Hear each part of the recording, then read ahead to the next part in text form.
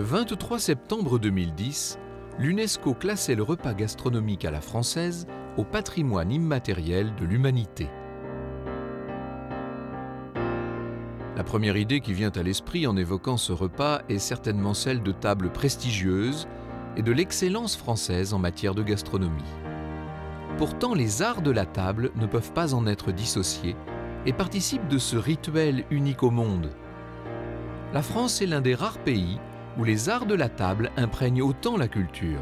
Ses habitants prennent traditionnellement place 3 fois par jour autour d'une table. Héritiers de siècles d'histoire et de savoir-faire, les arts de la table français sont en constante évolution depuis le Moyen Âge.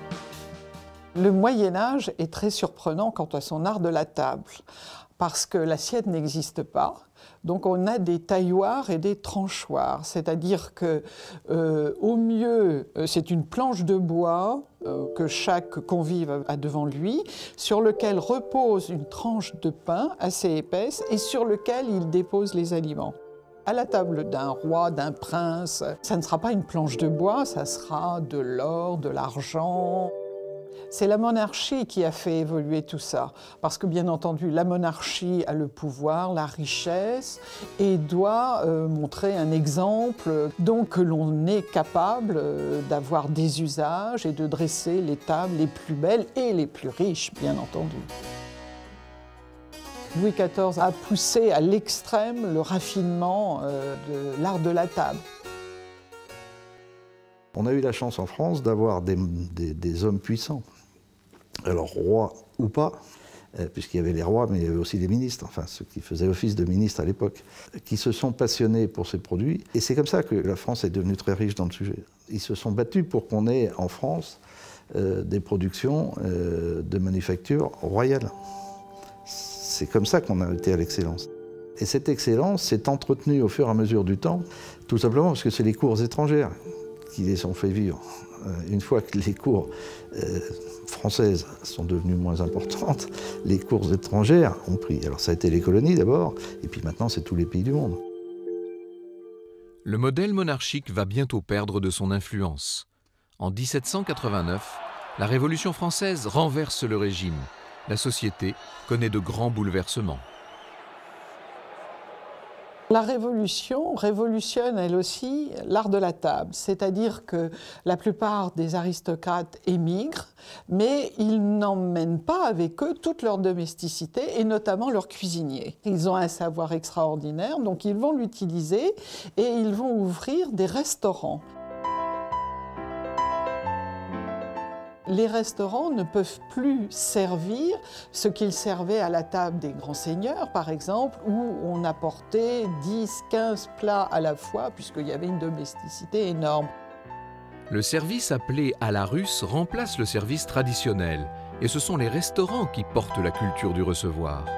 Au XIXe siècle, naît un autre type d'établissement.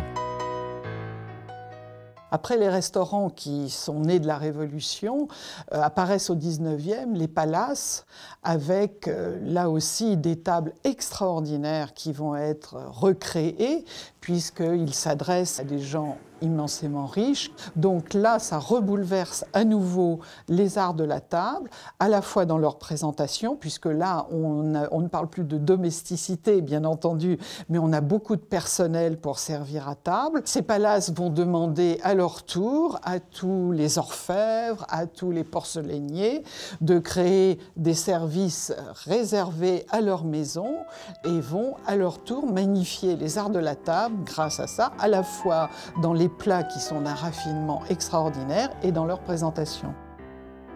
La création du palace coïncide avec l'apogée de la bourgeoisie. Avec elle, la tradition est bousculée, l'habitat et les modes de vie évoluent tandis que la révolution industrielle est passée par là. Au XIXe siècle, la salle à manger prend une très grande importance. Elle existait déjà dès le XVIIe siècle. On trouve des plans de châteaux où déjà la salle à manger est installée.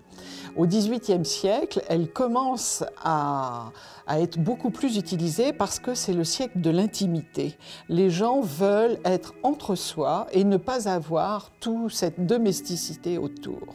Et le XIXe siècle va continuer, mais en utilisant cette salle à manger à chaque fois que l'on reçoit.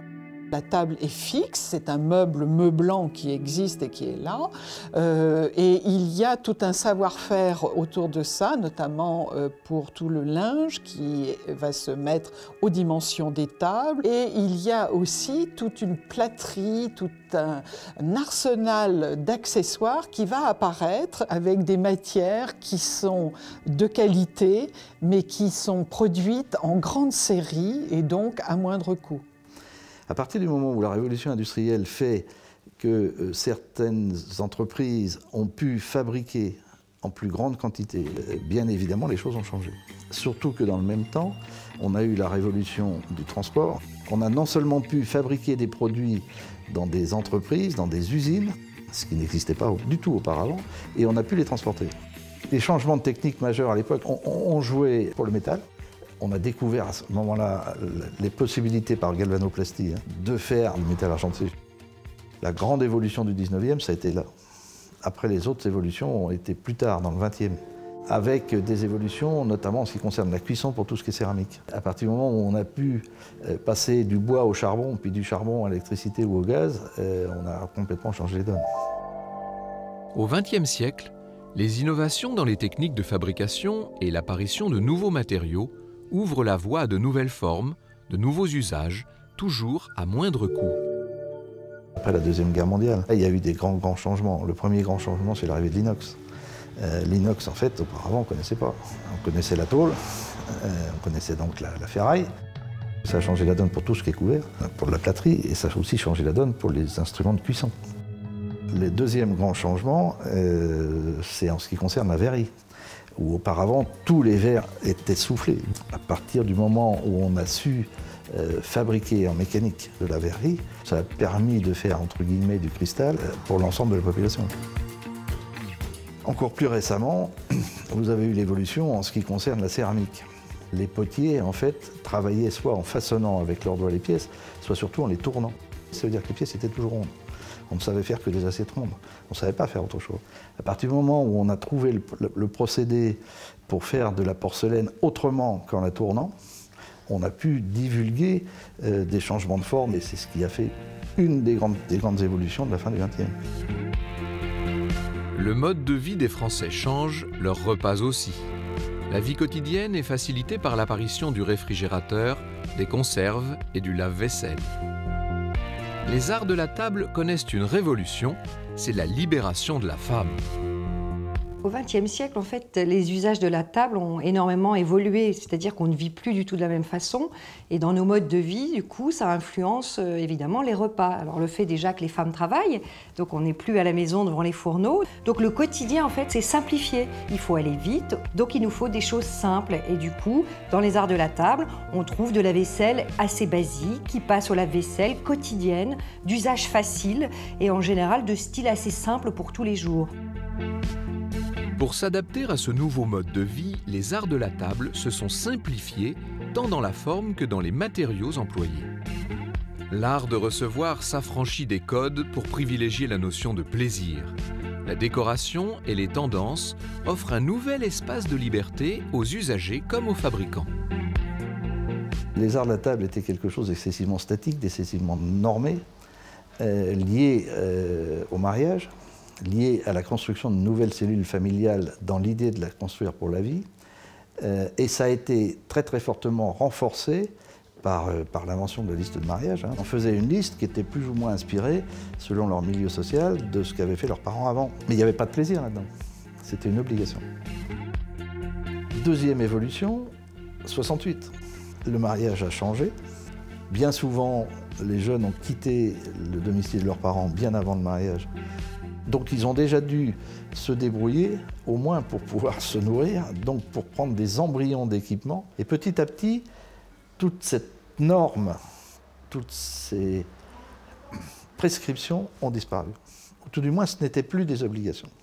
On pouvait faire autrement. On est beaucoup moins dans des codes aujourd'hui, on est beaucoup plus dans un regard et une liberté que chacun a envie d'exprimer. Parce qu'aujourd'hui, les consommateurs sont très informés sur la décoration. Il y a des blogs, il y a des magazines. Donc maintenant, il y a une quête en fait de se réaliser à travers sa maison, à travers sa décoration et en dressant sa table.